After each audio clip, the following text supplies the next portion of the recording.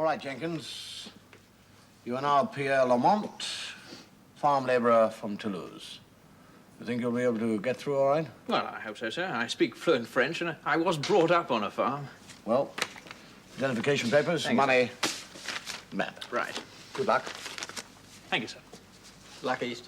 Bye, Wally. Brown, you know what you are. Yes, sir.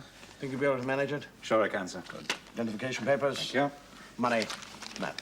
Thank you, sir. Good luck. Thank you. If you get through, send us a postcard. I shall, sir. That's Hawkins. Wilberforce. Sir.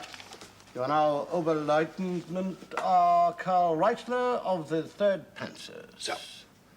Rather difficult cover. You think you'll be able to manage it? Oh, yes, sir. No doubt at all. I was an actor, you know, and I did find that I could think myself right into a character. I mean, actually become the person I want. I had the costume on, and I'd learnt the lines and went out there on the stage and heard my cue, and the lights came down and hit me, and I heard... Wilberforce. Sorry. Identification papers, money, map. Thank you, officer. Good luck. Thanks. White wallet? This is au revoir, eh? Yes.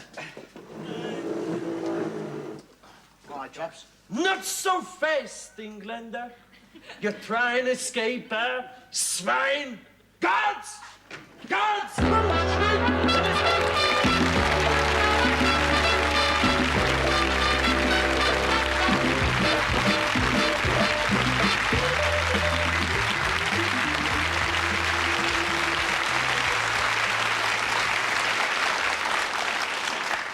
Trust him to make a muck up of that. We were trying to get out of this place. There is a woman, there's probably a lot of women, but there's a woman down in Stow-in-the-Wold who's very angry. She enjoys the shows. She's written, she enjoys the shows, but she gets very irate with me because when I sit down and cross my legs, I generally show a little bit of leg. And for some reason, I don't know why, but she gets livid. So for her, especially, I'm not going to show it. Look, I've got socks that go all... And for the people who don't mind a bit of leg, I've got a little short...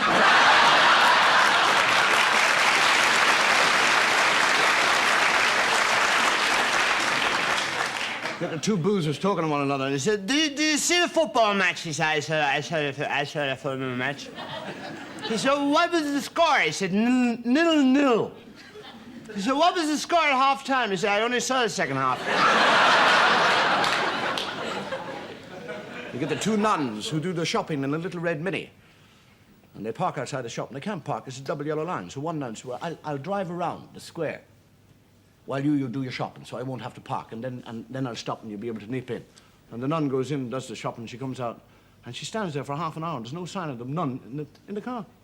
And she goes over to a drunk, and she says, have you seen a nun in a red Mini? He said, no, but I'd like to.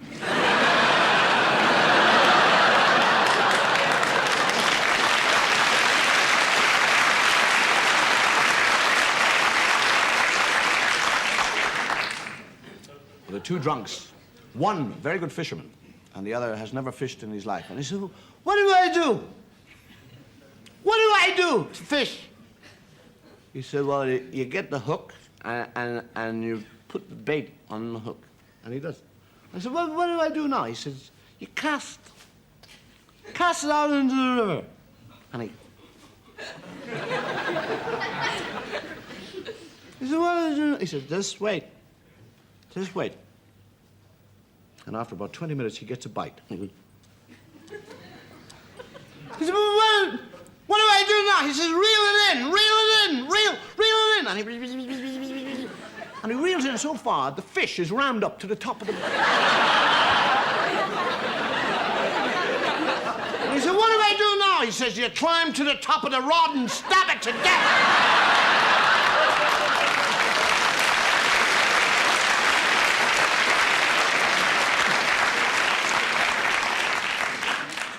My favorite story is two drunks chatting, and one Thursday, he says, do you have any pets? He said, of course, I have a buddy alley. He said, you got a what? He said, I've got a buddy alley. He said, what is a buddy alley? He said, it is a cross between a budgigar and an alligator.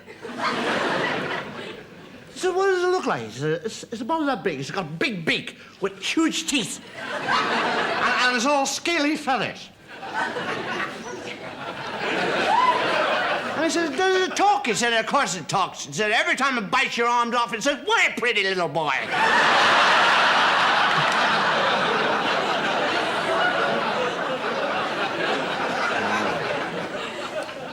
Now you get the fellow with the blind date. And the one, the girl that he has got is... And he goes over to the fellow who's fixed, and he said, that girl that you have fixed me up with, her eyes are looking at one another. I said, I know. She's got bald patches. She's bandy. I said, I know. She's no teeth. I said, I know. Nothing. He says, there's no need to whisper. She's deaf, too.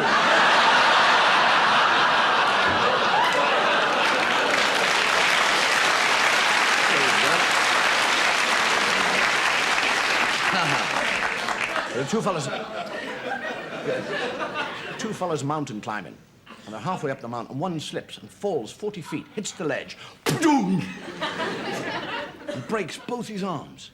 And he said, are you all right? That broken me arm.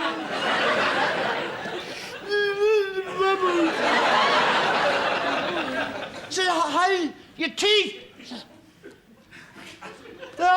Why? He said, I'm going to show you rope down.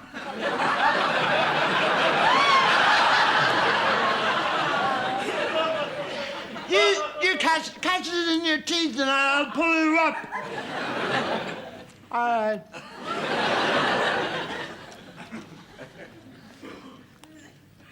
Have you got it in your teeth? I'm going to pull you up now, all right?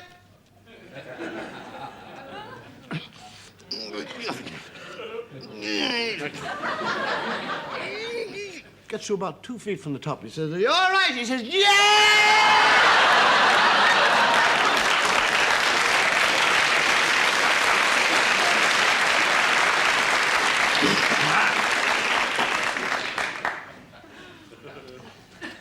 I'm readjusting my knickers. It's plastic and it gets very sticky. There's a lady down there. There are worries, and there are worries. And people worry about various things. People worry about death. People worry about taxes. Other people worry about the afterlife. Other people worry about having worries to worry about. And other people worry about having no worries to worry about. One of my big worries is that I worry about an introduction to a group of miscellaneous items, which is my worry. It's not your worry. So don't you worry about it. I'll do the worrying for all of us. Because you're not sitting there worrying about me, not worrying about your worries. So why should I sit here worrying about you, not worrying about my worries? Thank God that's over. What I am trying to say, I have just said.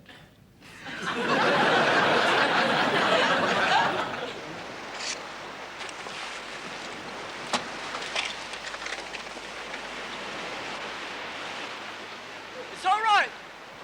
All right, man, it's all clear.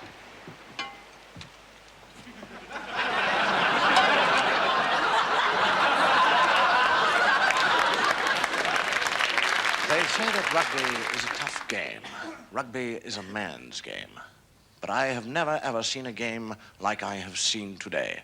Straight from the whistle, it was no holds barred. Both teams were guilty of the filthiest, roughest, dirtiest game of rugby I have ever seen.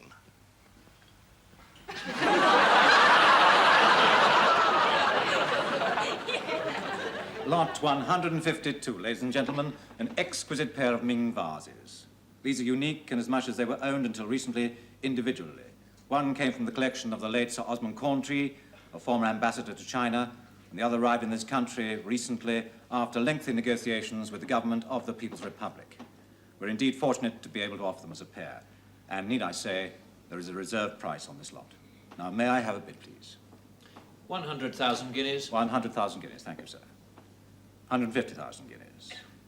200,000 guineas. 250,000 guineas. 250,000 guineas. Are you all done? Going once, going twice. Sold for £250,000. Thank you, sir. Carry on.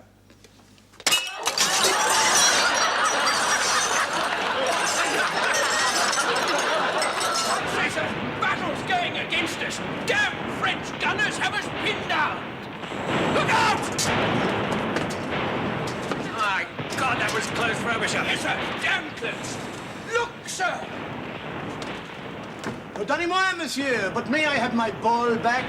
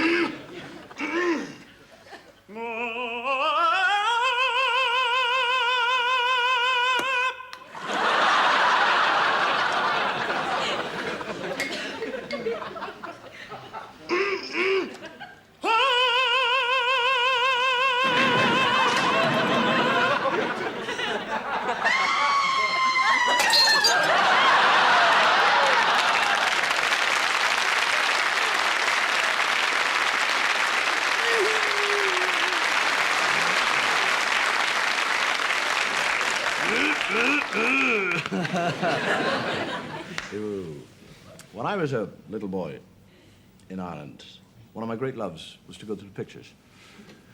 And to get the money to go to the pictures, I used to mitch, what we call in Ireland mitching from school, which means playing truant or hooky. I think you call it hooky. I used to mitch. And to get the money, I used to go and carry bags in the station. And I'd get tuppence here and threepence there, and I'd get enough money to go to the pictures in the afternoon. And I was at the station one night, there was a bigger fellow there. He was about 3 years older than me, and he was a bit stronger. And he said to me, anything you get today, I get half of. And I agreed, because I didn't want a thump in the head. And 5 minutes later, a priest came out to me, and he says, carry those 2 bags to the hotel. And I did. Went into the hotel with the priest, came out, and the fellow said to me, he's standing there. And he says, give me half of what the priest gave you. And I went,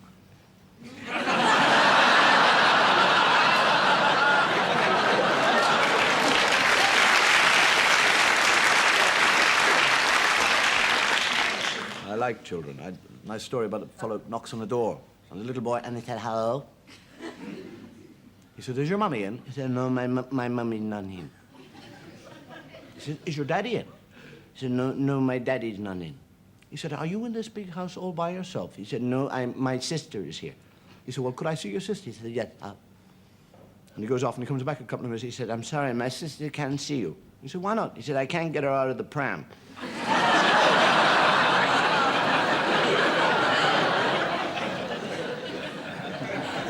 The little child who's always sucking his thumb. Always sucking his thumb. And his mother tries everything. All the time, everything. And eventually she hits on an idea and she said, if you keep on sucking your thumb, you're just gonna get fatter and fatter and fatter and fatter and fatter. And one day you're gonna burst. And the kid is terrified. And he stops immediately sucking his thumb. And he's sitting on a bus one day, and opposite him is a young lady who is 9 months pregnant. And he looks across at her and he says, I know what you've been doing.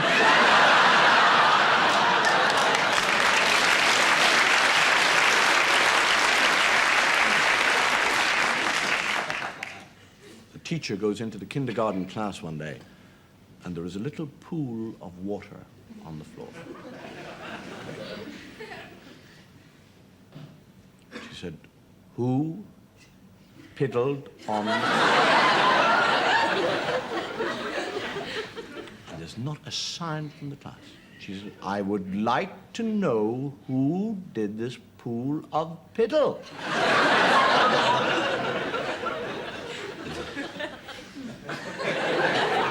She said, "I promise I won't punish the boy or girl if they are honest.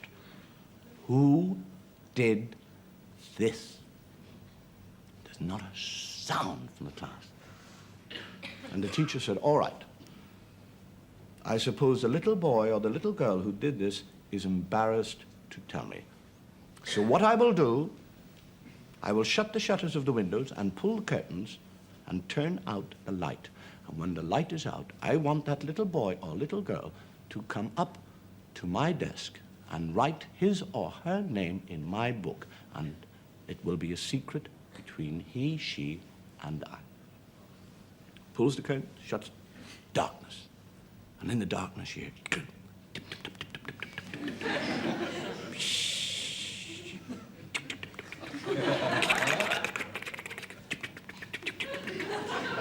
Teacher pulls the curtains, opens the blind, and there is another little pool. And written in the book is "The Phantom Piddler Strikes."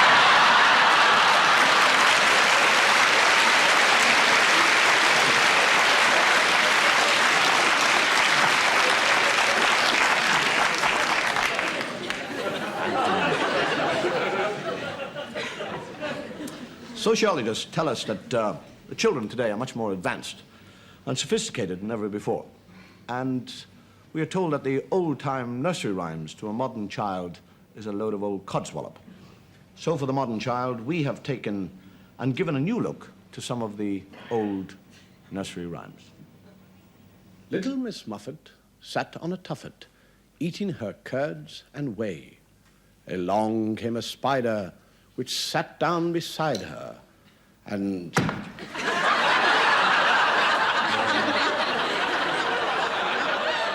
Little Jack Horner sat in his corner, eating his Christmas pie.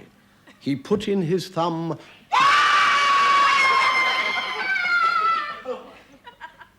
Old Mother Hubbard went to the cupboard to get her poor dog a bone. But when she got there, the cupboard...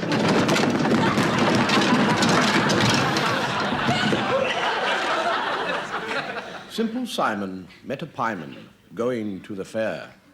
Said Simple Simon to the pieman, "Let me taste your ware."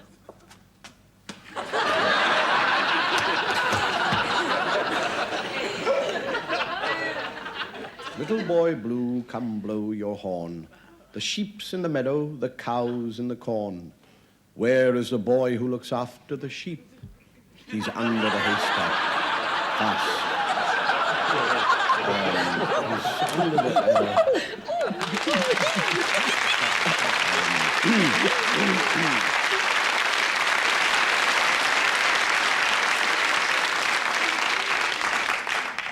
And from a cynical look at nursery rhymes, let's go to an even more cynical look at the romantic novel and the continuing saga of Emily Bronte's classic story, Wuthering Heights.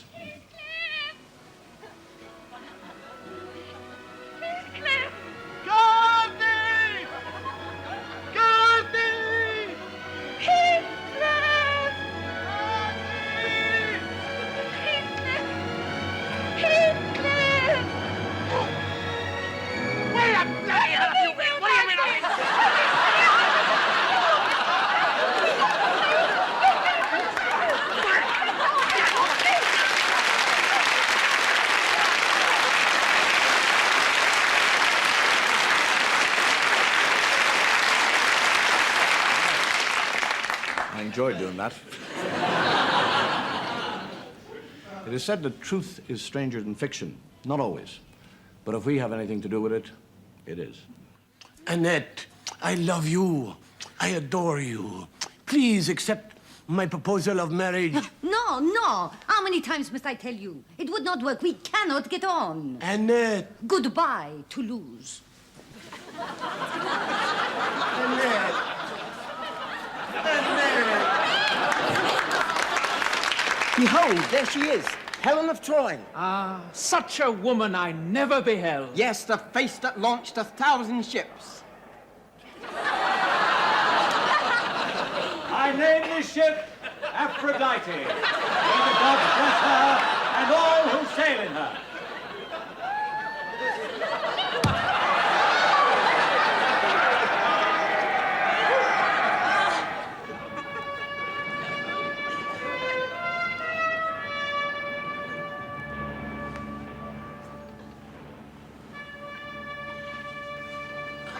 Hardy, I feel much better. Let us go on deck and see how the battle goes. Aye, aye, sir. Let's have 3 cheers for the Admiral. Hip, hip, hooray!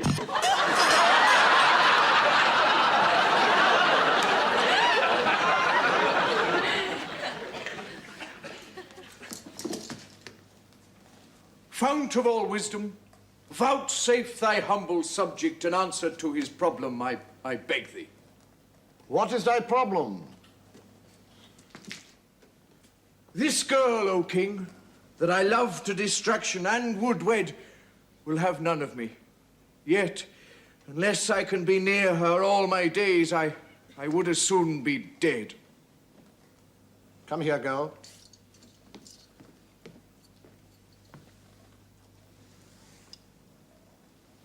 Would you be content to be the brightest gem in my harem? Oh, yes, my king, and be grateful for the honor. Your problem is solved. But how can I be near her always when you have chosen her as one of your own? I need another eunuch.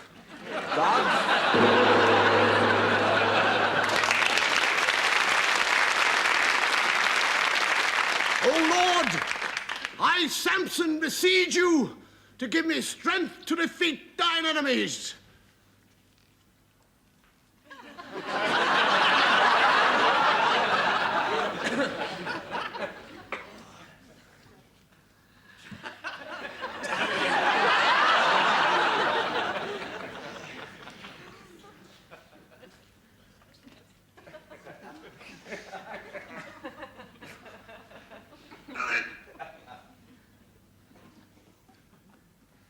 Oh, knickers!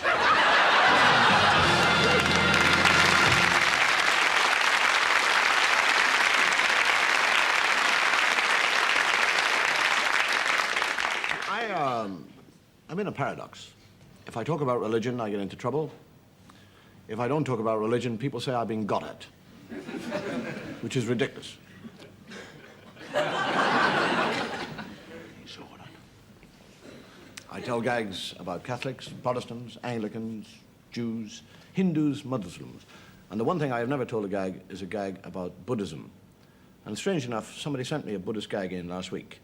And it's a story about a Buddhist monk who goes into a temple and there is a 4-year-old boy in front of the idol of Buddha. And he looks at the monk and he goes, "Oh, no, it's a noyaka daingdoa." And the Buddhist monk says, "Ayak tong."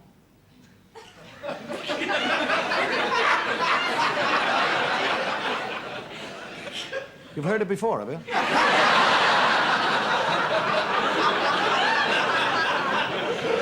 If only you could have seen your faces now.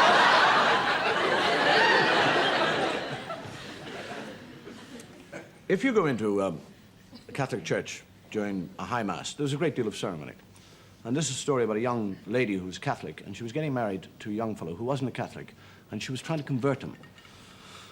So she took him to church one day, and there's a great deal that goes on. Sometimes you're supposed to kneel, sometimes you're supposed to stand up, sometimes you're supposed to bless yourself, sometimes you sit down, and he didn't know what to do. And all the time she's saying, kneel down, kneel, stand up, sit, bless yourself, hit your chest. And he gets himself in, he doesn't know what to do. So eventually, he's got half his bum on the seat, and his knees, and he's in a kind of half-crouching position. And he doesn't know what to do, and he's like that. And she leans across and she says, "Are your flies open?" He said, "No, why should they be?"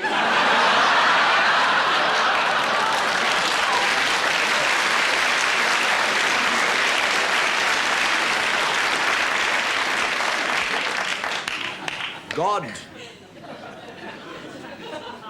moves in mysterious ways. And a lot of people think that I sit on a stool and I take the mickey out of religion for no other reason than to take or get a cheap laugh. Where in actual fact, I could be giving a very profound and basic sermon in what is known as true belief. That is my story, and I am sticking to it. Well, I've been drinking and womanizing, Father, and last Wednesday I did something really terrible. You see, I had my photograph taken with these... Look, if you want to go to confession, will you come to church? You've made me miss 2 trains already. Now give me the ticket.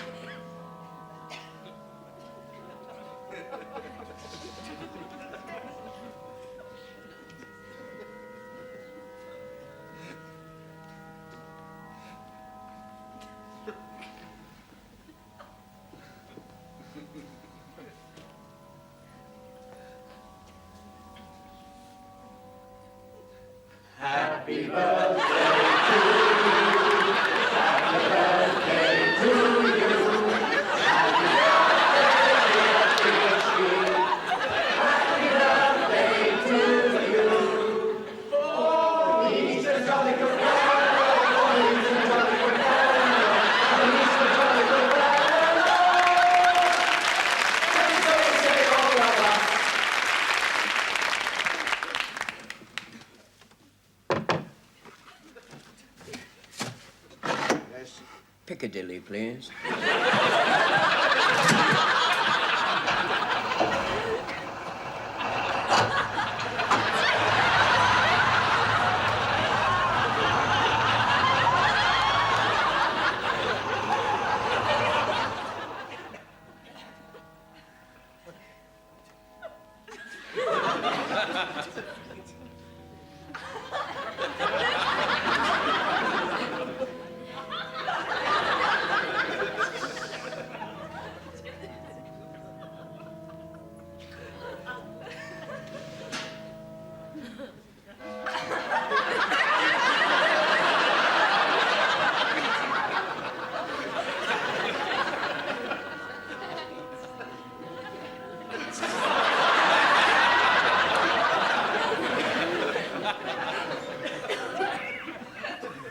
I know your type. You think you can commit any sin in a week you like to do and then come in here into confession on a Saturday and have it all wiped out. Well, it won't work this time. I refuse to give you absolution, and I don't think the good Lord will forgive you either. Goodbye.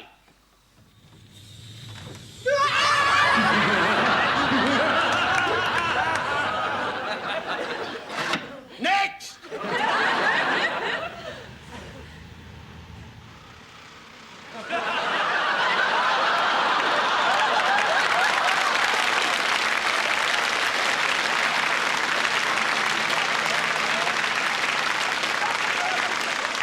Now let us join in prayer. And our prayer is, can we be taken to the bosom of the Lord? Can we be taken to the bosom of the Lord?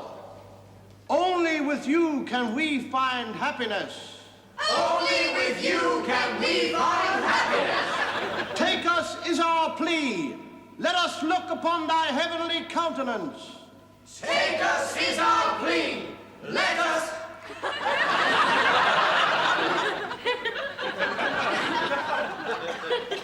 At least you could have waited till we'd made a collection.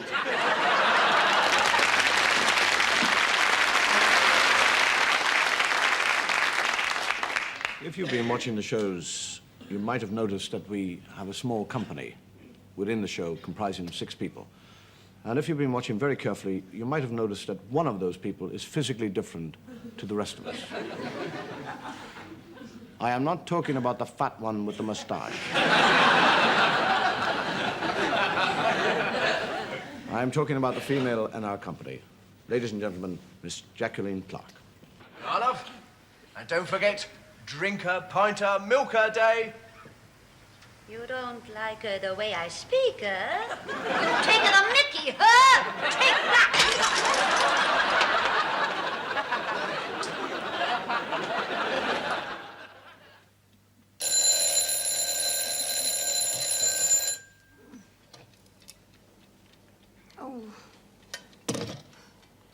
Bert, you better get going. Alfred sometimes comes home early from work, and if he catches you in bed with me, he might be rather a...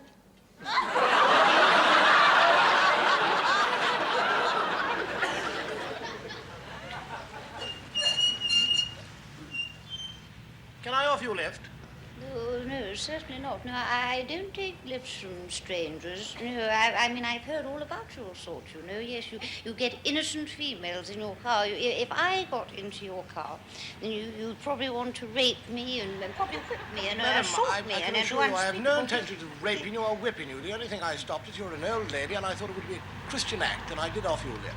Oh, no, that's not so. No, if I got in that car, then you'd want to go and do naughty things. You'd rape me, you'd whip me, and you'd kiss me. Very unspeakable things. But my sole intention of asking you for a lift is to get you in here and rape you and finally finish up by biting your bottom.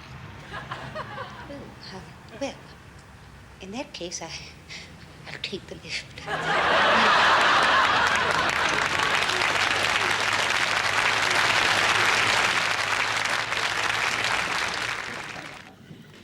Yet a fellow goes to confession. Says to the priest, Father, is it a sin? Is it a mortal sin to sleep with a woman? And the priest says, no. He says, no. Are you sure? He said, yes, providing you sleep.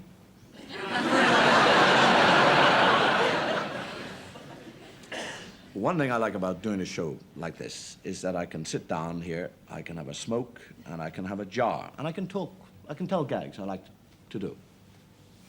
And I get paid for it. I get paid to dress up and be a fool. And if politicians can get away with it, so can I.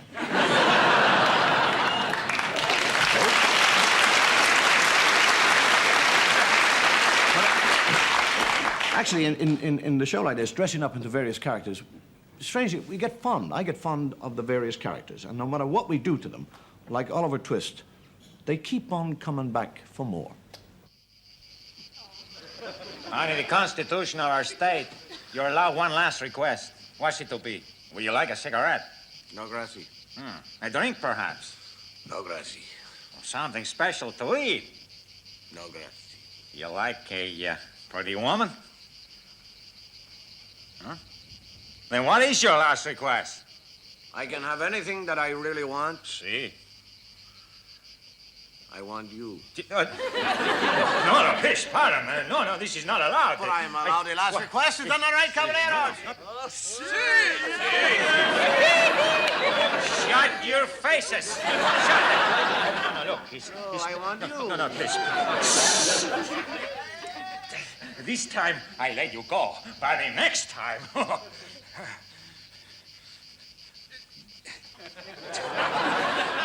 Madre del pufo.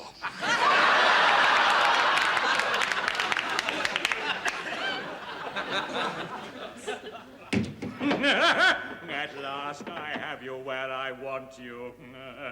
Moriarty, Holmes. Well, my learned Holmes, and you foolish Dr. Watson, I think you will find this is your last case.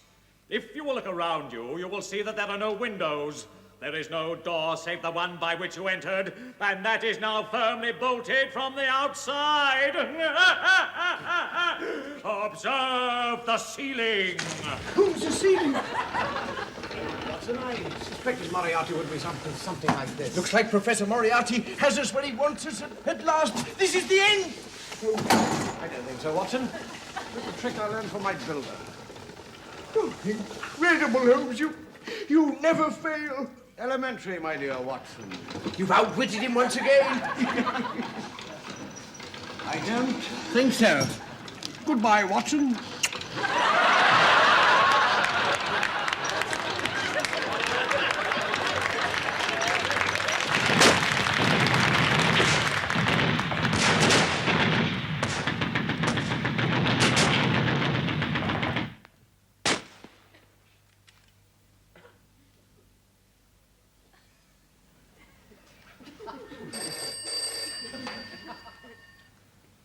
It's for you, sir. Yes? What? Damn, damn, damn is it, sir? The bloody war's over.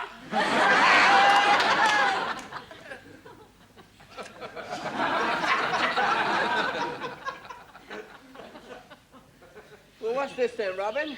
It's my latest invention. Invention? What for? Well, you know how those sneaky Normans sneak out of the forest and fire their arrows? Yeah. Well, I've invented my wind machine. What you do is turn the handles, it creates a force of wind and blows the arrow right back on the Normans. That's Never work. It will work. I'll show you. If you get behind, start the wine, and I'll fire an arrow at you. Right, Robin, right. Right. Start the wine.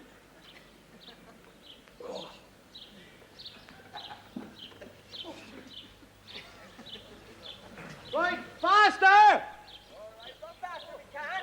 Come on, Robin. Look out! Look out!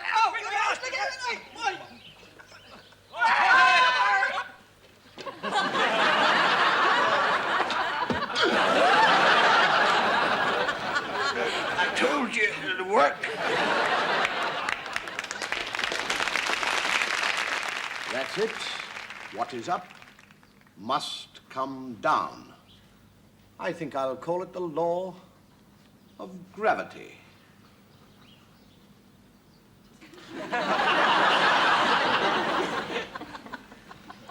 I think it's going to be one of those days. You think it will work? This time I cannot fail. It's very simple, you see. The string is attached to the pin. The pin is attached to the bomb. When I pull the string, it pulls out the pin, lights the detonator, and in 8 seconds, the big boom, big boom. Oh, bueno, eh? Hey, they're coming. They're coming.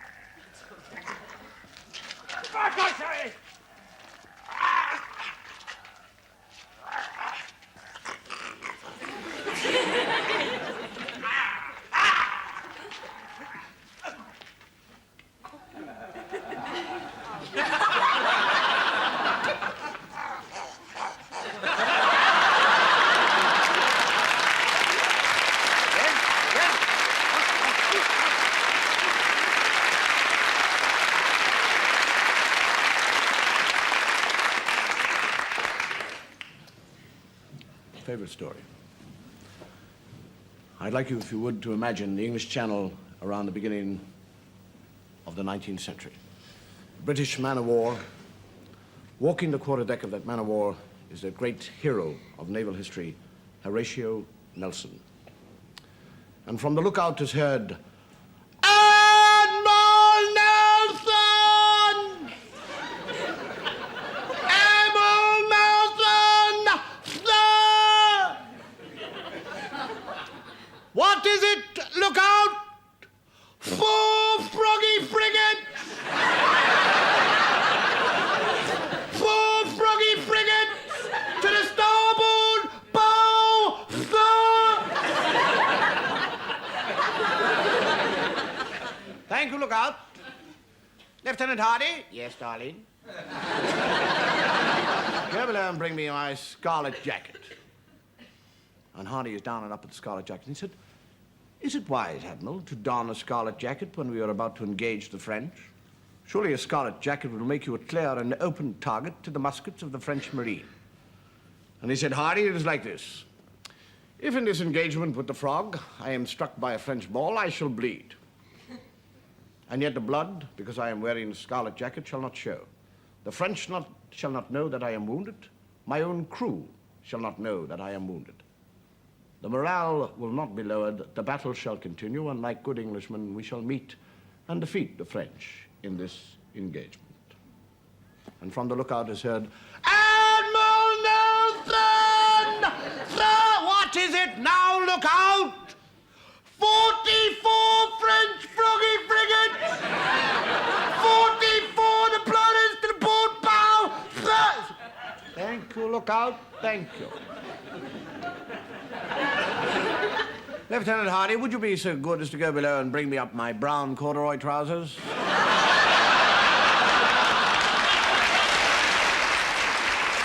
And now, ladies and gentlemen, it is tribute time. And for the last item of the show, we would like to pay tribute to a fearless band of young men.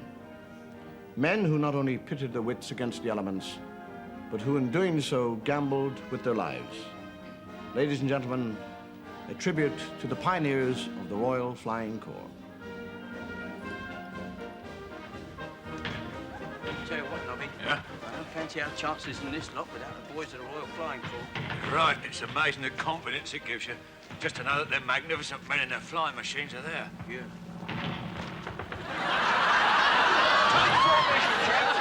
Aye, skipper, roger and out.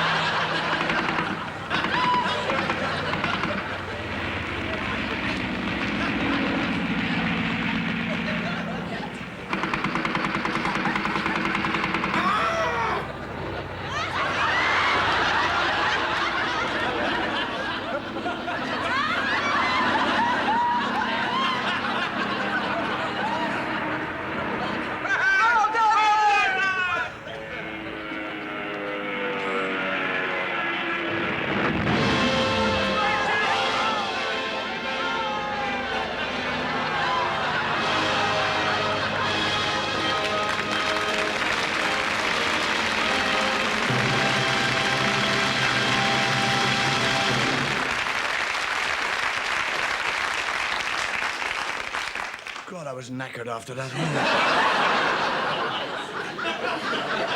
Good night. Thank you for listening, watching. Good night, and may your God go with you.